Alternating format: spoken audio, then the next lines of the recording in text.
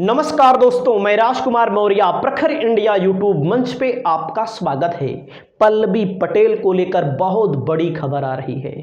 पल्लवी पटेल जो सिराथू से विधायक हैं, केशव प्रसाद मौर्य को उन्होंने हरा दिया था विधानसभा 2022 के चुनाव में। अभी आपने देखा पल्लवी पटेल ओवैसी के साथ फोटो खिंचवाती हुई नजर आई। एक हफ्ता हो गया, कोई ट्वीट नहीं, कोई बयान नहीं, कोई पोस्ट नहीं। अब ये चर्चा चलने लगी, क्या पल्लवी पटेल समाजवादी पार्टी में फिर से शामिल होने जा रही हैं? वैसे टेक्निकल तौर पर समाजवादी पार्टी की विधायक हैं, समाजवादी पार्टी के अंदर ही हैं, लेकिन कई लोग अंदर रहते हुए भी बाहर हैं। जैसे आपने देखा होगा 7-8 विधायकों ने बगावत की, वो समाजवादी पार्टी के अभी भी विधायक हैं, लेकिन टेक्निकल तौर पर विधायक तो हैं, लेकिन कहीं ना कहीं अब वो बाहर हैं। अब पल्लवी पटेल जो ओवैसी के साथ एक हफ्ता हो गया, इन्होंने कहा हम चुनाव लड़ेंगे, कई सीटों पर अपने प्रत्याशी उतारेंगे। एक भी प्रत्याशियों का ऐलान नहीं हुआ। जब एक भी प्रत्याशियों का ऐलान नहीं हुआ, एक हफ्ता हो गया है, आप जान लीजिए, तो मैंने सोचा कि लाते हैं कुछ आंकड़े एकदम फैक्ट वाले मैं बताऊंगा। जब समाजवादी पार्टी के साथ अपना दल चुनाव लड़ती है तब कितना वोट मिलता है इनको, जब ये लोग कांग्रेस के साथ लड़े हैं तब कितना वोट मिला हुआ है। तो मैं उस आंकड़े को थोड़ा सा बताना चाहूंगा, उसके बाद और तमाम खबरें हम आपको बताएंगे। हमने 3-4 आंकड़ा निकाला है। मैंने सबसे पहला आंकड़ा निकाला है 2022 के पहले 2019 में चुनाव हुआ था। जब चुनाव हुआ था 2019 में श्रीमती कृष्णा पटेल चुनाव लड़ी थी कांग्रेस के गठबंधन के साथ, कांग्रेस के सिंबल पर। जो सीट है गोंडा, जो कुर्मी बाहुल्य इलाका है, बेनी प्रसाद वर्मा इसी इलाके से आते हैं। समाजवादी पार्टी ने बेनी प्रसाद वर्मा की पोती को टिकट दिया हुआ है और 19 में चुनाव हुआ था। कीर्तिवर्धन सिंह जीते थे, विनोद कुमार पंडित हारे थे समाजवादी पार्टी से, 1,66,000 वोट चारे थे। कृष्णा पटेल को मात्र 25,686 वोट, यानी कि 2.78% वोट मिला था। कांग्रेस के सिंबल पर चुनाव लड़ी थी। इसका मतलब आप खुद समझ लीजिए, हमें ज़्यादा बताने की ज़रूरत नहीं है। 25,000 वोट लोकसभा में कांग्रेस किसी ऐसे प्रत्याशी को दे दे टिकट, लोकसभा की मैं बात कर रहा हूं, जिसकी थोड़ी भी राजनीतिक पहचान हो, बस थोड़ी बहुत, 25,000 वोट तो मिल ही जाएगा। तो आप समझ सकते हैं 25,000 वोट कृष्णा पटेल जी को मिला था। अब आते हैं उसी 2019 के चुनाव में, फूलपुर की लोकसभा सीट है। पल्लवी पटेल के पति हैं पंकज निरंजन या पंकज पटेल। कांग्रेस के टिकट पे लड़े थे, 32,761 वोट पाए थे लोकसभा में। मैं बात कर रहा हूं लोकसभा में लगभग उत्तर प्रदेश में 5 विधानसभा सीटें होती हैं हर जगह, 1-2 जगह छोड़ करके। 3.35%, भाजपा 55, समाजवादी पार्टी 38%। और मैं आपको बता रहा हूं, अब जब लड़ी हैं कृष्णा पटेल, राजमाता कृष्णा पटेल, अपना दल कमेरावादी अपने सिंबल पर जब चुनाव लड़ी है, समाजवादी पार्टी के साथ गठबंधन था 2022 में। प्रतापगढ़ सदर हमारी विधानसभा सीट है, हमारे यहां से लड़ी है, तो समाजवादी पार्टी के सहयोग से लड़ी है, तब भी 25,000 वोटों से चुनाव हार गई। और जब से हारी है तब से इस एरिया में कभी आई नहीं है, कभी नहीं आई।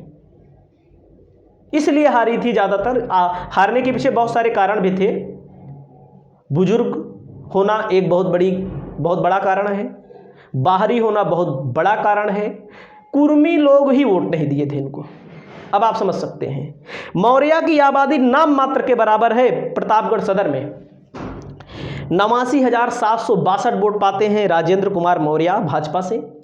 कृष्णा बटेल अपनी पार्टी से, पटेलों की पार्टी जो बताई जाती है, 64,699, 25,063 वोट से चुनाव यहां पर हारी थी। ये जो वोट मिला था ये समाजवादी पार्टी का लगभग पूरा वोट था। 1,000-2,000 वोट जुड़ा होगा, 4,000 वोट, इससे ज़्यादा नहीं जुड़ा होगा इनका। अब आगे पल्लवी पटेल लड़ी थी।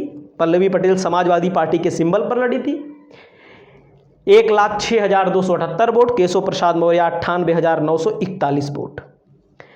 अब जब पल्लवी पटेल पीडीए की बात पर नाराज होती हैं, वो सोच रही थी कि हमारी माताजी को, साफ साफ अब जाहिर हो गया, हमारी माताजी को राज्यसभा भेजा जाए।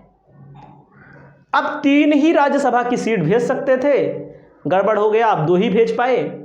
तो किस आधार पर इनकी माताजी को अखिलेश यादव राज्यसभा भेजे, एमएलसी का पद दें, किस आधार पर दें? 7 सीटें दी गई थी लड़ने के लिए, 7 सीटें।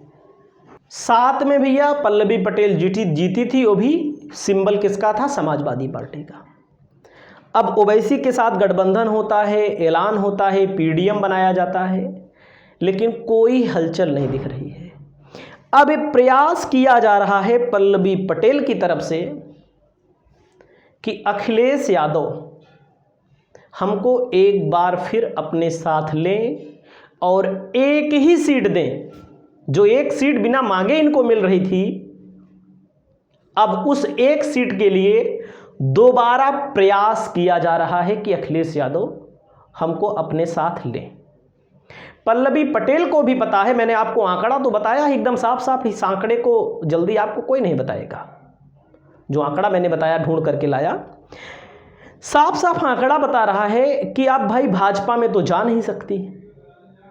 इनकी बहन है भाजपा में, पल्लवी पटेल की बहन अनुप्रिया पटेल है, जिनके सितारे गर्दिश में हैं, खुद मंत्री हैं, केंद्रीय मंत्री, मिर्जापुर से 2 बार सांसद बन चुकी हैं, और उनके पति आशीष पटेल जी हैं, उत्तर प्रदेश राज्य में राज्य के मंत्री हैं, 13 विधायक, 2 सांसद।